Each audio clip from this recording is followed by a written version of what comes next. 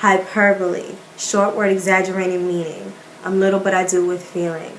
I give my all or nothing, it's simple. I'd rather give a pothole than a dimple. Hyperbole. Hi, my name is Bria McCallum, and I am a junior political science major, secondary education minor student at Howard University from Queens, New York. I think you guys just heard, it was actually a song I performed my freshman year of high school called Hyperbole. I used to rap every year for talent show at my high school. And the reason I thought it was really important for me to put that in the beginning was because I actually consider myself to be a hyperbole. A hyperbole is usually defined as an exaggerated statement, which I feel as though I am. I'm a walking, talking, exaggerated statement.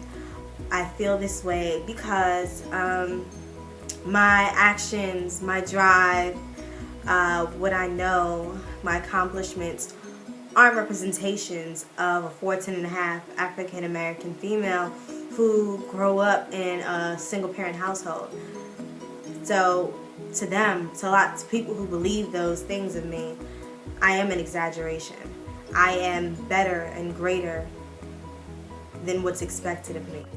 My passion for education was born out of a series of experiences that I now realize I was blessed to go through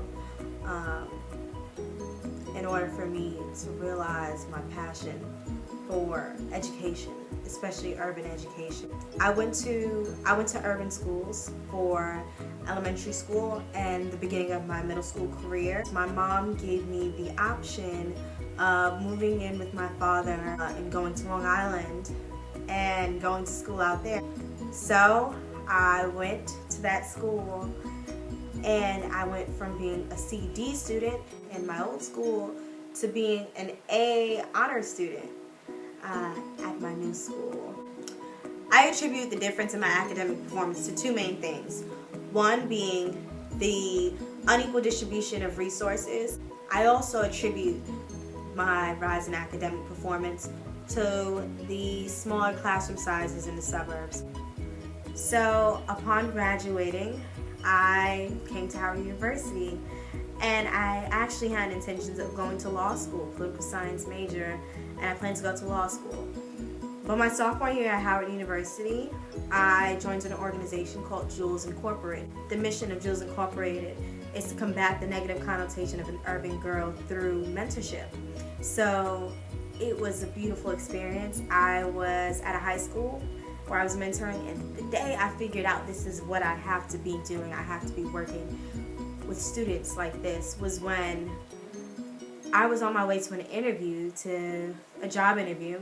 And while I was on the train, I saw one of the girls that I mentor, and I said, "Hey, how are you?" And I could just see on her face she needed somebody to talk to. She needed some guidance. So I swooped her up and we went out to eat to a restaurant. And I ended up missing that interview. But the time we spent there was priceless, and I don't regret it at all. This is when I realized this is what I'm supposed to do. This is what I was made to do. These experiences all happened perfectly for me to be able to change the inequalities when it comes to education and close this gap. I've experienced the differences in resources, the differences in teachers, the differences in suburban and urban schools. I've benefited and I've been disadvantaged by the differences. So I've made it my personal obligation to not leave behind any untapped potential in these urban schools. I've made it my personal mission and obligation to find all the hyperboles in these schools and tap into that potential.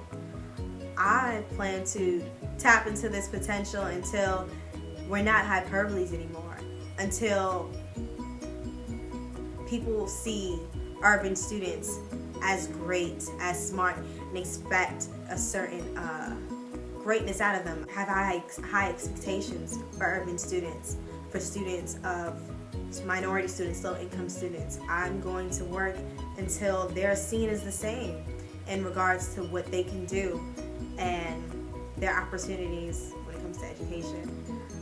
Thank you for your time, and I really hope to hear from you soon.